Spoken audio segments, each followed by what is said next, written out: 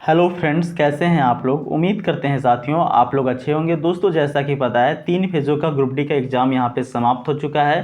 चौथा फेज़ वर्तमान में चल रहा है जो कि आपका 7 अक्टूबर तक चलने वाला है।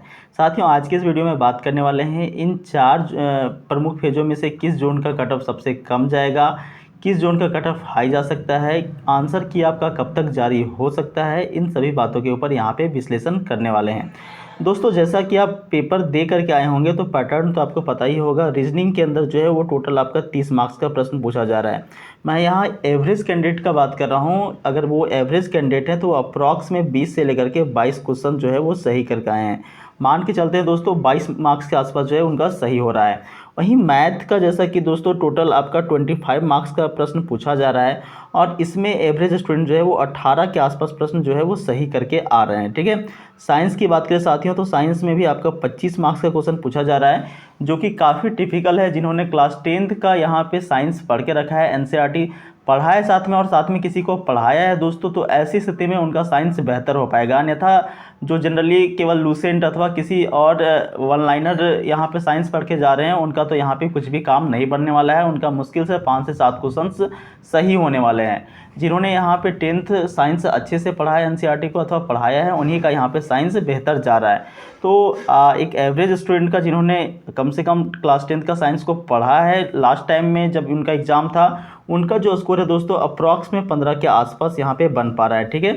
बाकी जीके का जो पोर्शन है जिसमें आपका टोटल 20 मार्क्स के प्रश्न पूछे जाते हैं और ये 20 मार्क्स में से मुश्किल से जो है वो 6 मार्क्स के आसपास यहाँ पे प्रश्न वो सही कर पा रहे हैं। क्योंकि करेंट अफेयर के पोर्शन तो ऑलरेडी जो है वो आउट ऑफ स्टैंडर्ड होते हैं तो थोड़ा सा उनको करना टफ होता है। बाकी पॉलिटी के कुछ क्वेश्चन, हिस्ट्री के कुछ क्वेश्चन जो है वो यहाँ से बन पा रहे हैं। अगर ये सभी को कैलकुलेट कर लिया जाए दोस्तों तो अप्रॉक्स में आपका जो है वो 61 के आसपास आता है, जो कि एक एवरेज और थोड़ा सा स्टैंडर्ड स्टूडेंट जो है वो करके आ पा रहे हैं।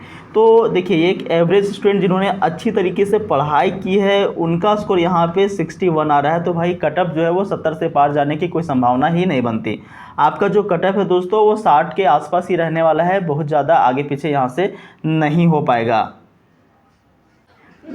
अब ये सवाल उठता है साथियों कि किस जोन का यहाँ पे कटअप जो है वो सबसे कम जा सकता है। कटअप मैं आगे बताऊंगा दोस्तों, पहले मैं ये बताने का प्रयास करता हूँ कि किस जोन का कटअप जो है वो कम जा सकता है। तो देखिए अगर पर सीट कंपटीशन और अटेंडेंस की बात करें तो चाहे दोस्तों आप किसी भी जोन से बिलोंग करते हो, मैक्सिमम आपका जो अटेंडेंस रह रहा है वो 45 to 50% के आसपास रह रहा है। ठीक है। तो आप इसको आधा भी लेकर के चलो, 50% भी लेकर के चलो दोस्तों, तो कंपटीशन पूरा का पूरा आधा रह जा रहा है। और उसमें से भी मैक्सिमम कैंडिडेट ऐसे हैं जिनके पास में ई कॉल लेटर आया, मोबाइल अथवा ईमेल के माध्यम से एसएमएस आया कि भाई आपका ग्रुप डी का पेपर है, तो उन्होंने जाकर के सीधा एग्ज़ाम दे दिया। तो कंपटीशन इस बार काफ़ी कम है साथियों, कट ऑफ भी जो है वो काफ़ी कम रहने वाला है। खास करके देखिए कुछ जोन ऐसे हैं जैसे कि सदर्न रेलवे आपका चेन्नई, ठीक है, सदर्न रेलवे चेन्नई हो गया। उसके बाद वेस्टर्न रेलवे मुंबई हो गया, ठीक है, वेस्टर्न रेलवे मुंबई हो गया। उसके बाद सेंट्रल रेलवे जो है मुंबई हो गया। उसके बाद साउथ ईस्टर्न रेलवे कोलकाता हो गया। आगे दोस्तों एक जोन जो कि बचा हुआ है हुबली जोन का, ये हुबली जोन हो गया। तो ये कुछ जोन ऐसे हैं साथियों जहां से कट ऑफ जो है वो काफ़ी कम इस बार रहने वाली है। अप्रॉक्स में आप मान के चलो कि यहाँ 50 के आसपास की कट ऑफ जो है वो जाने वाला है, बहुत अधिक यहाँ से नहीं जाएगा। अब एक मोटा मोटी मैं सभी जोन का यहाँ पे कट ऑफ बताने का प्रयास करता हूँ साथियों। इतने के आसपास आपके अगर स्कोर बन पा रहे हैं तो डेफिनेटली आपका चयन जो है वो हो जाएगा, चाहे आप किसी भी जोन से यहाँ पे बिलोंग करते हो। ठीक है। तो देखिए यूआर कैटेगरी में आप आ रहे हो दोस्तों, और यूआर कैटेगरी में कम से कम जो है वो 60 to 65 के आसपास आपके स्कोर बन पा रहे हैं। ठीक है। अप्रॉक्स में 60 to 65 स्कोर बन पा रहे हैं तो डेफिनेटली आपका यहाँ से चयन हो जाएगा, चाहे आप किसी भी जोन से बिलोंग करते हो। ठीक है। ओबीसी कैटेगरी से आप आते हो दोस्तों, तो ओबीसी कैटेगरी में आपको स्कोर कम से कम 58 to 62 कम से कम जो है वो किसी भी जोन से हो, चाहे वो कितना भी हाईलाइटेड जोन हो, जैसे इलाहाबाद जोन हो गया, चंडीगढ़ हो गया, तो इन जोन से थोड़ी सी कट ऑफ हाई जाती है क्योंकि यहाँ के बंदे कहीं ना कहीं जो है वो बाकी जोन के मुकाबले इनका स्टैंडर्ड काफ़ी अच्छा होता है। तो भाई यहाँ से आप हो और 58 to 62 के आसपास आपके आ पा रहे हैं तो डेफिनेटली आपका चयन हो जाएगा। ईडब्ल्यूएस कैटेगरी से आप बिलोंग करते हो दोस्तों, तो कम से कम आपको जो है 55 to 60 के आसपास आपको स्कोर करके रखने पड़ेंगे। ठीक है, SC वालों का दोस्तों यहाँ पे आपका जो है वो 50 to 55 के अराउंड रह पाएगा कट ऑफ, जबकि दोस्तों ST कैटेगरी से आप बिलोंग करते हो तो 45 to 50 के आसपास आप सेफ अपने आप को समझ सकते हो। इतने मार्क्स पे आप जो है वो फिजिकल की तैयारी शुरू कर सकते हो। हालांकि आपने जब आप एग्ज़ाम देकर के आए दोस्तों तो आपको एक मोटा मोटी आइडिया लग गया होगा कि भाई आपने कितने प्रश्न जो है वो गलत किए हैं और कितने आपके रॉ स्कोर जो है वो बन पा रहे हैं। साथियों, फिजिकल की बात करें तो देखिए फिजिकल में भी कई कैंडिडेट जो है अप्रॉक्स में आप मान के चलो कि 20% छात्र जो है वो फिजिकल के अंदर छट जाते हैं।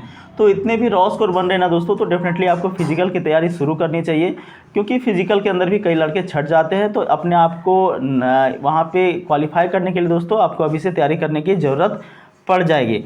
अब दोस्तों बात कर लेते हैं जो कैंडिडेट PWBD वाले हैं, अथवा जो कैंडिडेट यहाँ पे EX सर्विसमैन वाले हैं, अथवा जो कैंडिडेट यहाँ पे CCAA वाले हैं। ठीक है, सबसे पहले तो बात करते हैं CCAA वाले, यानी कोर्स कंप्लीटेड एक्ट अप्रेंटिसशिप वाले।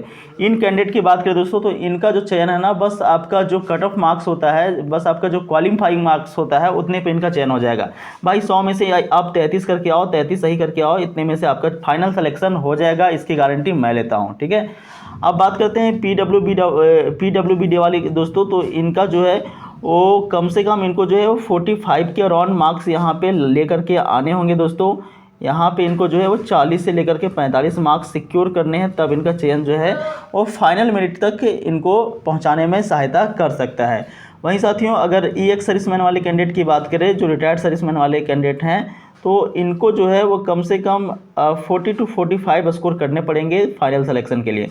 तो एक अप्रॉक्स में इतना स्कोर रहा दोस्तों, इतने के आसपास कहीं ना कहीं बन रहे हैं, तो आपको फिजिकल की तैयारी करनी चाहिए और आपका चयन भी कोई सा भी बोर्ड से दोस्तों आप हो सकते हो। अब बात कर लेते हैं थोड़ा सा आंसर की के ऊपर कि आंसर की जो है वो कब तक जारी हो सकता है। देखिए साथियों, जेन्युइनली मैं बताऊं तो सभी फेज़ का यहाँ पे जब तक एग्ज़ाम कंप्लीट नहीं हो पाएगा तब तक आपका आंसर की जो है वो जारी नहीं होगा। ऑलरेडी आंसर की पहले से बना होता है, बस उसको अपडेट करना होता है कि भाई आपने क्या उत्तर दिया है और RRB का उत्तर क्या है, तो वो केवल एक बार अपडेट करना होता है। आंसर की देने में RRB बहुत ज़्यादा लेट नहीं करती है साथियों। अप्रॉक्स में आप मान के चलो कि सभी फेज़ के एग्ज़ाम कंप्लीट हो जाने के 15 दिनों के भीतर आपका आंसर की जो है वो जारी कर दिया जाएगा। अब यहाँ पे हुबली जोन का एग्ज़ाम बचा हुआ है दोस्तों, तो इनका एग्ज़ाम जो है वो अक्टूबर के मतलब 7 अक्टूबर को यहाँ पे फेज़ 4 का कंप्लीट हो रहा है, तो इनका एग्ज़ाम जो है वो 10, 11, 12 के अंदर कंप्लीट हो जाएगा, मतलब 2 से 3 दिनों के भीतर कंप्लीट हो जाएगा। उसके बाद देखिए दोस्तों, यहाँ पे अक्टूबर का 15 दिनों का समय बच जाता है, और इन 15 दिनों के भीतर पूरा का पूरा रेलवे बोर्ड जो है वो सभी यहाँ पे 16 RRC जो हैं वो अपना अपना आंसर की एक बार अपडेट कर देंगी। आपका प्रश्न आपने क्या उत्तर दिया है और रेलवे का क्या उत्तर है, वो सारा कुछ वहाँ पे मैच कर लिया जाएगा, और फाइनली आपका आंसर की जो है वो नवंबर के फर्स्ट वीक के अंदर आपको जारी कर दिया जाएगा। तो इसके लिए आप श्योर हो जाओ दोस्तों कि नवंबर के फर्स्ट वीक के अंदर आपका आंसर की जो है वो देखने को मिल जाएगा। बाकी आपकी क्या राय है दोस्तों, कमेंट सेक्शन में जरूर लिखें, कब आंसर क्या आ सकता है, अपने सुझाव को यहाँ पे कमेंट बॉक्स में जरूर बताएं। मिलते हैं साथियों अगले वीडियो में, तब तक के लिए नमस्कार।